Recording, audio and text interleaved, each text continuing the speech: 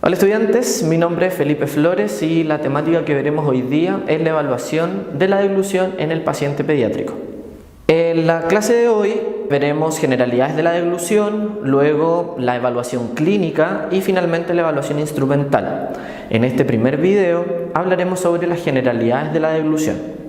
La deglución es una actividad neuromuscular compleja consistente en una serie de movimientos coordinados de los músculos de la boca, faringe y esófago, cuyo propósito fundamental es permitir que los alimentos, cualquiera sea su consistencia, sean transportados desde la boca hasta el estómago. De acuerdo a Marchesán, la deglución es una acción motora automática en la que están implicados músculos de la respiración y el tracto gastrointestinal. El objetivo de la deglución es transportar el bolo alimenticio y también la limpieza del tracto respiratorio. La deglución es una actividad neuromuscular compleja que se puede iniciar conscientemente y que dura alrededor de 3 a 8 segundos. En la deglución podemos distinguir 5 etapas. Antiguamente se distinguían solo 4, pero se ha agregado en el último tiempo la etapa anticipatoria. Esta etapa tiene que ver con todo el proceso previo al proceso de deglución propiamente tal.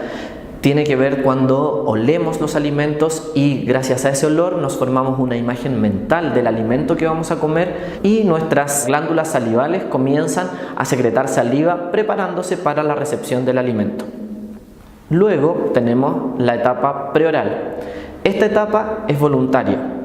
En ella se va a realizar el proceso de molienda y formación del bolo alimenticio, juntándola con la saliva que ya estamos secretando para formar un bolo cohesivo. La duración de esta es variable, ya que va a depender del tipo de alimento que estemos consumiendo y de la coordinación y habilidades masticatorias que tenga el sujeto. Luego tenemos la fase oral. Esta etapa también es voluntaria. Dura aproximadamente 1 segundo y se produce cuando el bolo ya está cohesionado y está listo para ser deglutido. En este momento el ápice de la lengua se eleva, se une al paladar y propulsa el bolo hacia posterior. Además se genera una contracción muscular de todos los músculos de la cavidad oral que van a ayudar a esta propulsión. Luego tenemos la etapa faríngea. Esta es involuntaria y automática. Se inicia con el desencadenamiento del reflejo deglutorio y junto con él se producen todos los procesos de protección de la vía aérea. Se eleva el velo del paladar cerrando el esfínter velofaríngeo, se eleva la laringe, desciende la epiglotis y se cierran los pliegues vocales. Además, el esfínter cricofaríngeo se relaja para recibir el alimento, dando paso a la siguiente etapa, que es la etapa esofágica, la cual también es involuntaria y va a ser el paso del alimento por el esófago. Dura aproximadamente entre 8 a 20 segundos. Se producen movimientos peristálticos que van a ayudar el paso del bolo hacia el estómago. Cualquier alteración en alguna de las etapas de la deglución lo vamos a denominar disfagia. La disfagia es la sensación de dificultad al normal paso de los alimentos, tanto sólidos como líquidos, de la cavidad oral al estómago. Se puede manifestar de forma variable, desde un retraso en la formación o la transferencia del bolo alimenticio hasta un desplazamiento patológico del mismo hacia la vía aérea. De acuerdo al lugar donde se provoquen las dificultades, a la etapa, más bien dicho, en la que se generen las dificultades, vamos a poder distinguir la disfagia orofaringea y la disfagia esofágica. La disfagia orofaringea va a ser cualquier alteración que se provoque en las etapas preoral, oral o faríngea de la deglución. Y la disfagia esofágica va a ser cualquier dificultad que se produzca en la etapa esofágica de esta.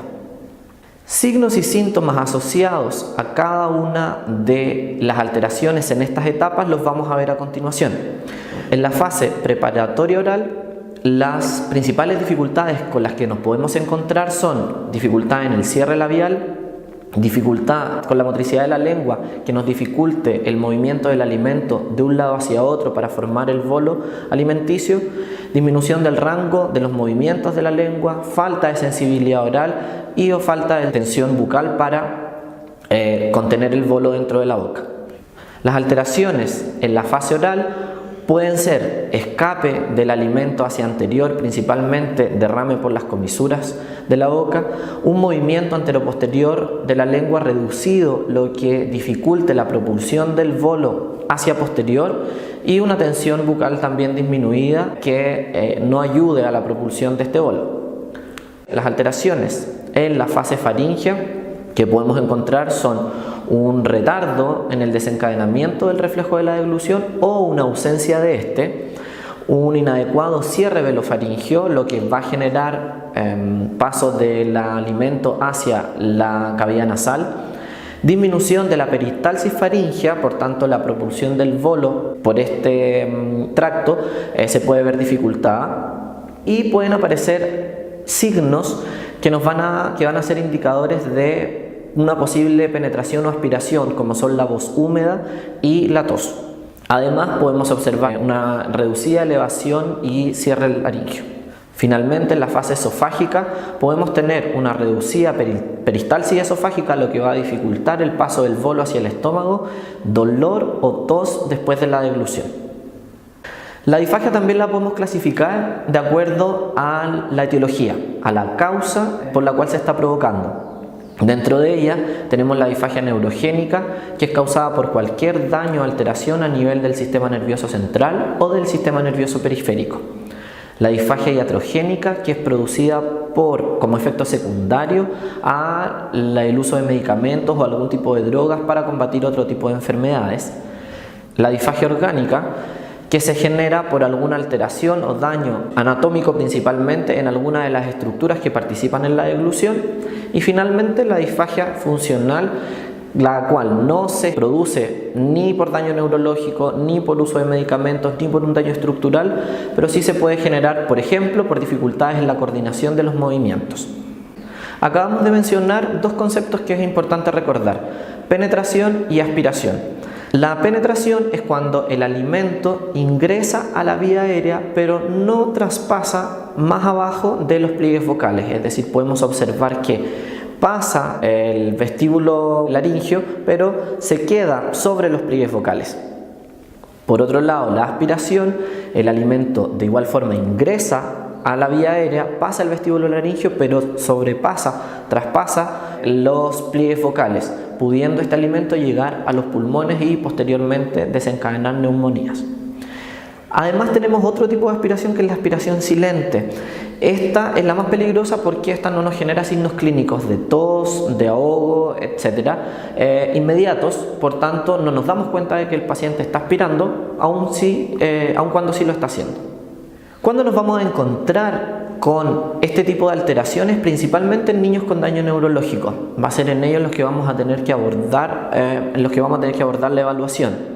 ¿Y cuáles son las alteraciones más frecuentes en este tipo de niños?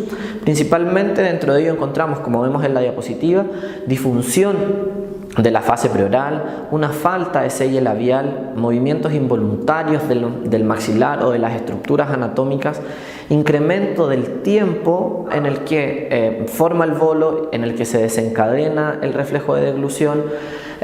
Puede haber un reflejo de mordida tónico u otro tipo de reflejo que esté exacerbado o que deba haber desaparecido pero que se mantenga presente, ausencia del reflejo de deglución, alteraciones mecánicas, exacerbado el reflejo nauseoso, una hiper o hiposensibilidad de la cavidad oral que también nos puede afectar.